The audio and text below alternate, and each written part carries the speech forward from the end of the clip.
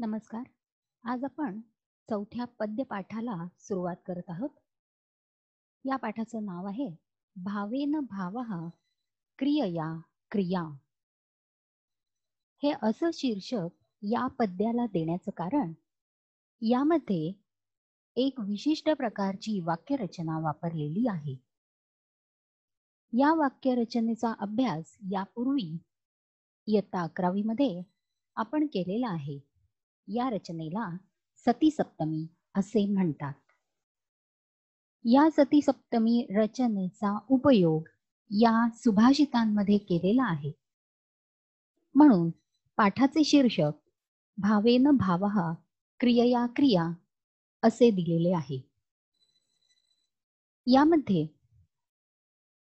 भाव हा शब्द क्रियेला उद्देशून आहे. एका क्रियेने दुसरी क्रिया जेव्हा एका पाठोपाठ घडताना दाखवली आहे तेव्हा अशा प्रकारच्या वाक्यरचनेला सती सप्तमी असे म्हटलेले आहे. कारण यामध्ये पहिली क्रिया सप्तमी विभक्तीने दाखवली जाते आणि म्हणून भावेन भावः क्रियया क्रिया असे या पाठाचे शीर्षक आहे. या पाठाची आपण भूमिका वाचूया. सुभाषितम नाम मुक्तक काव्यम. सुभाषित म्हणजे मुक्तक काव्य. काव्याचे विविध प्रकार गेल्या वर्षी आपण अभ्यासले होते. त्यामध्ये मुक्तक काव्य की प्रत्येक श्लोक स्वतंत्र आहे. कथेच्या दृष्टीने त्याच्या मागच्या किंवा पुढच्या श्लोकावर अवलंबून नाही अशा प्रकारच्या श्लोकाला मुक्तक काव्य असे म्हटले जाते. सुभाषित हा प्रत्येक श्लोक आपल्या स्वतंत्र अर्थाने परिपूर्ण असा असतो. त्यामध्ये स्वतंत्र आशय, स्वतंत्र घटना, स्वतंत्र क्रिया असतात. म्हणून सुभाषित हे मुक्तक काव्य ठरते. यस्य श्रवणं पठनं च आनंददायकं तत् सुभाषितम. ज्या सुभाषिताचे, ज्या श्लोकाचे श्रवण आणि पठण आनंददायक ठरते ते सुभाषित असते आणि म्हणूनच संस्कृत वाङ्मयात सुभाषितांना अतिशय महत्व आहे. संस्कृत सुभाषितांनी तेषां आशय सौंदर्यार्थम, शब्द सौंदर्यार्थम, कल्पना वैविध्यार्थम च प्रसिद्धानी एव. ही संस्कृत सुभाषिते त्यांच्यामधला आशय म्हणजे त्यांचा अर्थ, त्यांच्यात वापरलेले सुंदर सोपे शब्द आणि त्यांच्यातील विविध कल्पना यासाठी प्रसिद्ध आहेत. किंतु सुभाषितांनी प्रायशः वैशिष्ट्यपूर्णाः व्याकरण रचनाः अपि प्रकटीकुर्वन्ति. परंतु काही सुभाषितांमध्ये संस्कृतातील वैशिष्ट्यपूर्ण व्याकरण रचना सुद्धा आपल्याला आढळतात आणि म्हणून ही सुभाषित व्याकरणाचा अभ्यास करणाऱ्यांना उपयुक्त ठरतात. सुभाषितेषु निहितं व्याकरण सौंदर्यं परिचाययितुम् एतत् सुभाषित संकलनं प्रस्तुतम्. आपल्याला दिलेल्या सुभाषितांमध्ये व्याकरणाचा एक बिंदू आपल्याला आढळतो. तेथे व्याकरणाचे सौंदर्य सुद्धा आपल्याला दिसून येते असं या भूमिकेत म्हटलं आहे. व्याकरण म्हणजे केवळ पाठांतर, व्याकरण म्हणजे केवळ वृक्ष, नीरस, कंटाळवाणा विषय असं आपल्याला वाटतं. परंतु तेच व्याकरण जर अतिशय सुंदर शब्दांमध्ये छान अर्थ देणाऱ्या श्लोकांमध्ये सांगितले असेल तर ते व्याकरण, तो व्याकरणाचा बिंदू आपल्या सहज लक्षात राहतो आणि म्हणून पुढील सुभाषितांमध्ये आपल्याला व्याकरणाचं सौंदर्य आढळून येणार आहे. सती सप्तमी ही संस्कृतस्य विशेष रचना. अस्मिन् पाठे सती सप्तमी रचनायुतानि सुभाषितानि संगृहीतानि. एषा रचना अल्पाक्षरा सारगर्भात् च इति तस्याः विशेषः. आपल्याला दिलेली सती सप्तमीची रचना ही कमीत कमी शब्दांमध्ये जास्तीत जास्त आशय, जास्तीत जास्त अर्थ व्यक्त करते. म्हणून ही सती सप्तमीची रचना वैशिष्ट्यपूर्ण असते आणि त्याचा परिचय आपल्याला या सुभाषितांमध्ये करून दिला आहे. पहिलं सुभाषित. चित्ते प्रसन्ने भुवनं प्रसन्नं, चित्ते विषण्णे भुवनं विषण्णं, अतोभिलाषो यदि ते सुखे स्यात्, चित्त प्रसादे प्रथमं यतस्व. उपजाती या वृत्तातील हे सुभाषित आपल्याला दिलं आहे. यामध्ये दुसऱ्या ओळीमध्ये एक संधी आपल्याला आढळतो. अतोभिलाषो, अतः अधिक अभिलाषः असा हा संधी आहे. अतः मधल्या विसर्गाचा अभिलाष शब्दातल्या अ मुळे ओ झाला आणि अभिलाष शब्दामधला अ अवग्रहाच्या रूपाने बदलला, असा हा अवग्रह संधी आहे. अभिलाषो अधिक अभिलाषः अधिक यदी, येथे आपल्याला विसर्गाचा ओ झालेला आढळतो. आता आपण याचा अर्थ पाहूया. चित्ते प्रसन्ने, जर चित्त प्रसन्न असेल तर.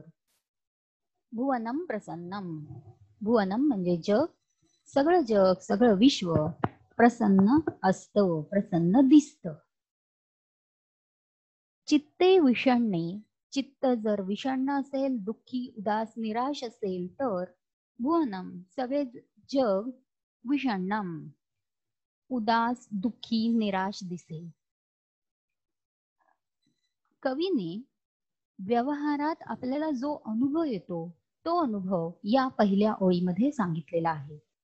तो असा की आपलं मन प्रसन्न असेल तर आजूबाजूला कितीही कठीण परिस्थिती असो, कितीही अडचणी असो, आपल्याला त्यावर मात करण्याची एक ऊर्जा आपलं मन पुरवत असतं आणि त्यामुळे आसपासचं जग आपल्याला प्रसन्न दिसतं, आपल्याला आनंद देणारं ठरतं. या उलट जर आपलं मन दुःखी, उदास, निराश, हताश असेल तर आजूबाजूला कितीही चांगल्या गोष्टी आपल्यासाठी उपलब्ध असल्या तरी आपण त्याच्याकडे लक्ष देणार नाही.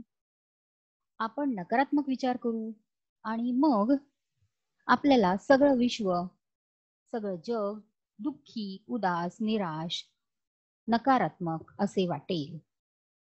याचाच अर्थ जग आहे तसेच आहे, जगात बदल नाही होते, बदल होतोय आपल्या वृत्तीमध्ये.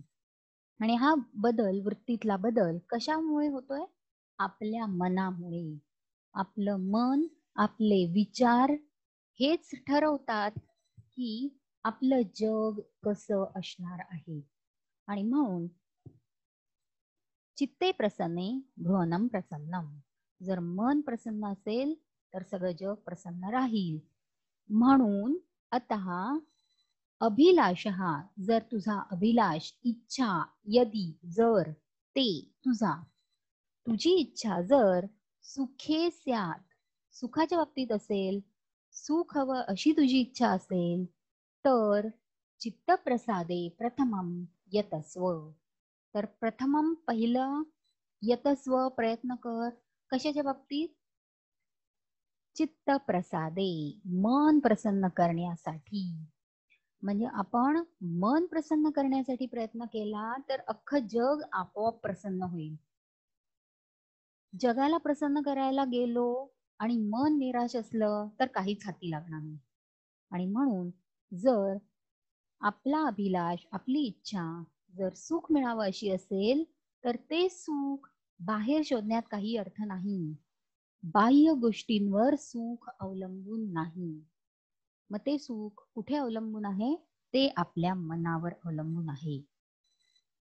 आपण पाहतो की दिवसभर शारीरिक श्रम करून, कष्ट करून, मेहनत करून शेती करणारा शेतकरी सुखाने राहतो आणि या उलट अतिशय श्रीमंत माणूस असतो, ज्याच्याकडे सगळ्या प्रकारचं वैभव असतं, तो दुःखी, उदास, निराश असतो. याचं कारण हेच आहे की चित्ते प्रसन्ने, त्या सामान्य गरीब शेतकऱ्याचं मन प्रसन्न असतं.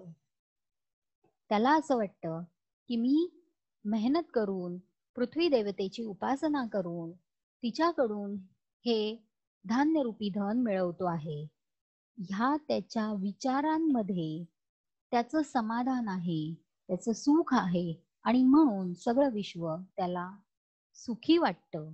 या उलट जो श्रीमंत असेल, त्याच्या मनात जर लोभ असेल, दुसरा माझ्याहून अधिक श्रीमंत आहे म्हणून तो उदास असेल, तर कितीही श्रीमंती आणि वैभव असली तरी त्याला सुख मिळणार नाही.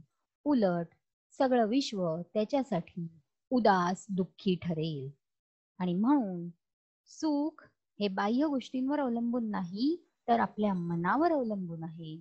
आणि म्हणून सुभाषितकाराने आपल्याला चित्त प्रसादे, मन प्रसन्न करण्यासाठी पहिला प्रयत्न करा, आधी प्रयत्न करा, असे सांगितले आहे.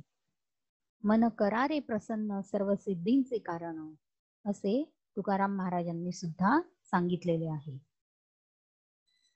अशा प्रकारे या सुभाषितामध्ये आपल्याला यतस्व हे क्रियापदाचे रूप दिसते आहे.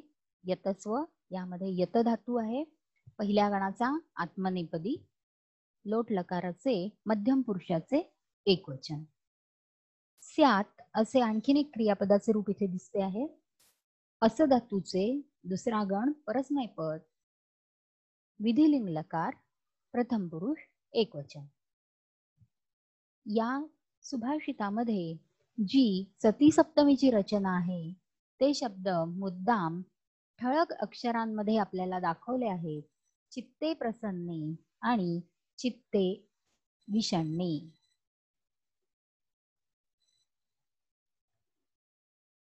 आपण या सगळ्या सुभाषितांमधील सती सप्तमीच्या रचना एकत्रित नंतर पाहू. भावार्थ कसा होईल पहिल्या सुभाषिताचा?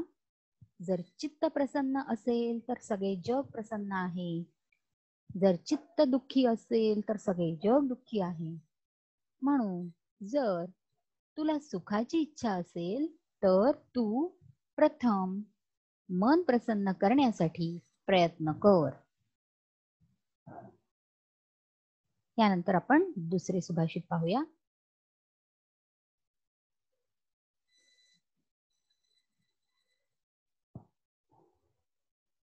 खद्योतो द्योतते तावत् यावन्नोदयते शशी, उदिते तु सहस्रांशो न खद्योतो न चंद्रमाः.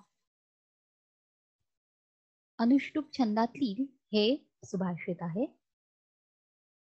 या सुभाषितामध्ये आपल्याला संधी दिसतोय खद्योतो द्योतते. खद्योतः अधिक द्योतते, इथे विसर्गाचा ओ झालेला आहे. यावन्नोदयते, यावत अधिक न अधिक उदयते. यावत तचा पुढच्या न मुळे न झाला आणि म्हणून यावन्न, त्यामध्ये त्या न मध्ये पुढचा उ मिसळला आणि म्हणून यावन्नो असा हा संधी झाला. खद्योतो द्योतते मध्ये जसा विसर्गाचा ओ झाला होता तसाच इथे खद्योतो न, येथे सुद्धा खद्योतः आणि न विसर्गाचा ओ झाला. खद्योतः म्हणजे काजवा. खे द्योतते इति असा हा उपपद तत्पुरुष समास. हा काजवा म्हणजे एक छोटासा कीटक असतो आणि तो प्रकाशमान असतो आणि त्यामुळे रात्रीच्या अंधारात त्याचा उजेड लक्ष वेधून घेतो. हा काजवा द्योतते चमकतो, शोभून दिसतो. कधीपर्यंत? तावत, जोपर्यंत. तावत म्हणजे तोपर्यंत, यावत म्हणजे जोपर्यंत. जोपर्यंत शशी न उदयते, शशी म्हणजे चंद्र उगवत नाही. जोपर्यंत रात्रीचा अंधार आहे, चंद्र उगवलेला नाहीये, तोपर्यंत त्या रात्रीच्या अंधारात छोट्याशा त्या कीटकाचा उजेड सगळीकडे पसरतो आणि तो शोभून दिसतो. कधीपर्यंत? जोपर्यंत चंद्र उगवत नाही तोपर्यंत. चंद्र उगवला की काय होतं? चंद्र उगवला की चंद्राचे चांदणे सर्वत्र पसरते. उजेड, चंद्राच्या प्रकाशाचा उजेड सगळीकडे पडतो आणि मग जरी काजवा चमकत असला तरी त्याचा लुकलुकता छोटासा प्रकाश दिसेनासा होतो. आणि म्हणून छोटासा काजवा तोपर्यंत चमकतो जोपर्यंत चंद्र उगवत नाही. आणि आता जर उदिते सहस्रांशौ, जर सहस्रांशू म्हणजे हजारो किरणे असलेला सूर्य उगवला तर न खद्योतः न चंद्रमाः, काजवा सुद्धा चमकणार नाही आणि चंद्र सुद्धा प्रकाशित दिसणार नाही. एकदा का सूर्य उगवला की त्याचा उजेड इतका प्रखर असेल की काजवा तर दिसणारच नाही चमकताना, तो तर लहानसा कीटक आहे, परंतु आकाशातला चंद्र सुद्धा हळूहळू फिकट होत जाईल आणि दिसेनासा होईल. कारण चंद्राला कुठे स्वतःचा उजेड आहे, तो सूर्याकडनंच त्याच्यावर प्रकाश पडतो आणि म्हणून तो प्रकाश आपल्याला रात्री देत असतो. तेव्हा जर सूर्य उदयाला आला तर काजवाही चमकणार नाही आणि चंद्रही प्रकाशित होणार नाही. चंद्र सुद्धा चांदणे देऊ शकणार नाही. भावार्थ काय होतो याचा? की जेव्हा कोणीच उपलब्ध नाही तेव्हा एखादा सामान्य सुद्धा आपले गुण व्यक्त करू शकतो, परंतु त्याच्याहून अधिक गुणवान, अधिक सामर्थ्यवान जेव्हा दुसरा कोणीतरी उपस्थित होतो तेव्हा तो दुसरा नव्याने उदयाला आलेला, अधिक सामर्थ्यवान असलेला समाजावर प्रभाव पाडतो आणि कमी गुणवान असलेला विस्मरणात जातो. अशा प्रकारे दिलेले उदाहरण समाजात, व्यवहारात लागू होणारे उदाहरण आहे. या श्लोकामध्ये द्योतते हे क्रियापद आहे. द्योतते हे क्रियापदाचे रूप. द्युत, द्योत, पहिल्या गणाचा आत्मनेपदी धातू, यामध्ये लट लकार, प्रथम पुरुष एकवचन. उदयते, उत अधिक अय धातू, पहिल्या गणाचा आत्मनेपदी, अर्थ उदयाला येणे, यामध्ये लट लकार, प्रथम पुरुष एकवचन. आता या सुभाषितामध्ये उदिते तू सहस्रांशौ, उदिते आणि सहस्रांशौ हे दोन शब्द सप्तमी विभक्तीत आहेत आणि म्हणून ही सती सप्तमीची रचना आहे. भावार्थ कसा होतो?